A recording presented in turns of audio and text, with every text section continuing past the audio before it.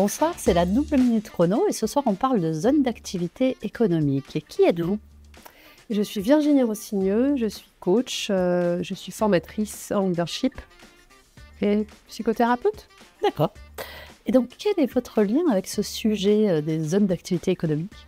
Mon lien, c'est mon intérêt pour les collectifs, les dynamiques de groupe et comment les conditions de réussite d'un collectif et d'une équipe. Et alors justement, quels seraient d'après vous les freins principaux, les difficultés à contourner pour engager un collectif dans une bonne dynamique? C'est arriver à se rencontrer au-delà ou à côté des idées que l'on a sur le sujet. Et la problématique d'un collectif, c'est que quand on se réunit pour faire quelque chose ensemble, on a déjà un avis sur le sujet de comment on doit le faire ou de ce qu'on devrait faire. Et ça, c'est souvent le frein principal à lever puisqu'on va s'affronter sur l'idée, sur le sujet et on ne va pas se rencontrer. Bon, voilà, ça c'était un grand frein. Ouais, ça fait une transition vers mon autre question. Qu'est-ce qui est facilitant pour engager une dynamique de groupe?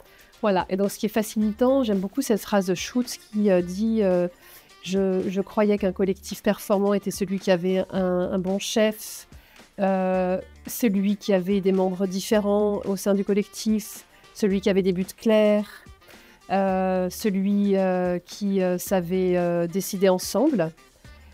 Or, je me suis aperçue que ça ne marchait pas et qu'un collectif qui sait être performant, c'est un collectif qui sait se parler de ses besoins, qui sait se parler de ses peurs et qui sait renoncer à avoir raison a priori.